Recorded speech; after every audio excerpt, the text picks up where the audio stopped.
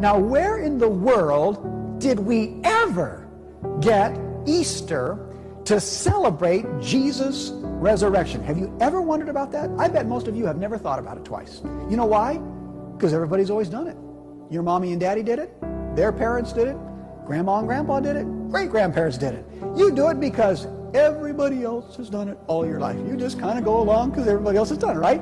All right. But where did it come from?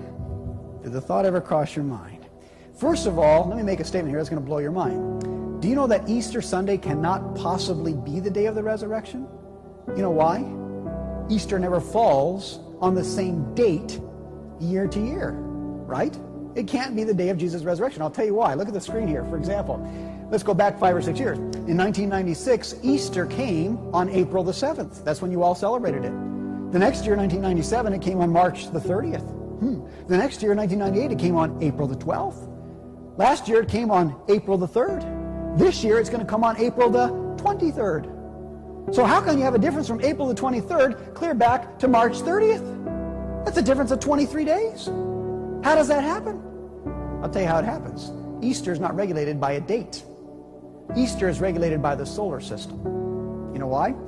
Easter always comes the first Sunday after the first full moon, after the equinox, when days and nights are equal length. You never knew that, did you? Isn't that amazing? And so all the people that are celebrating the resurrection of Jesus on Easter Sunday morning, it's just not true. It didn't happen then. Okay? But anyway, the question is, how did we ever get Easter on the first Sunday after the first full moon after the equinox? Did you ever wonder about that? I'll tell you where it comes from. Would you like to guess? It comes from Babylon. You're right. Everything goes back to Babylon. I don't care what it is.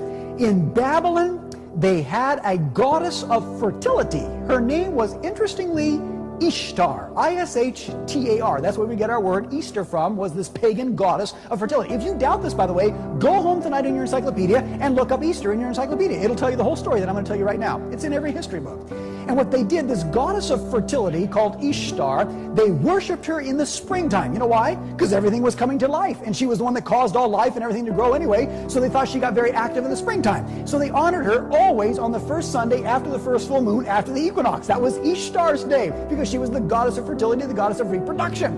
And you know what happens, folks? They took that then, and they celebrated this day of her in her honor, and so did Medo Persia, and so did Greece. In fact, Greece had her under another name called Venus. You ever heard of Venus before? That's Ishtar in Babylon, the same thing.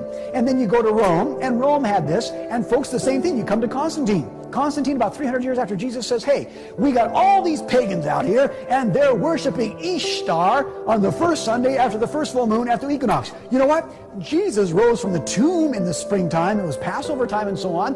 Why don't we take this Ishtar's day, and instead of giving honor to Ishtar, the giver of life and so on, Jesus is the resurrection. Jesus is the life. Why don't we start to keep this day in honor of Jesus Christ? And we can win all these pagans to Christianity. And the Christian said, that's a great idea. And so, folks, he changed Ishtar's day to Easter Day in honor of Jesus' resurrection. And then as Papal Rome again rules the entire world for the next 1260 years, it passes that teaching on to everybody in the world, and the whole world does it, and nobody even thinks twice about it. But you all tell me, what in the world do chocolate chickies and bunny rabbits got to do with the resurrection of Jesus?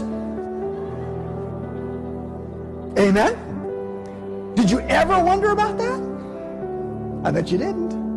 You know why? You've done it all your life. Everybody does it. But you know where it comes from? Make a guess.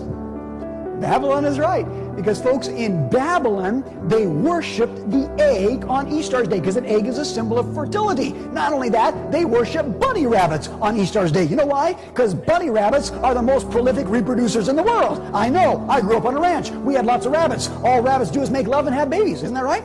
Yeah. And so, honestly, they worship the rabbit. And we still have that today, all the way back from Babylon. Amazing, isn't it? Now, folks, I want to ask you another question here tonight. I want you to think with me, because you're intelligent people.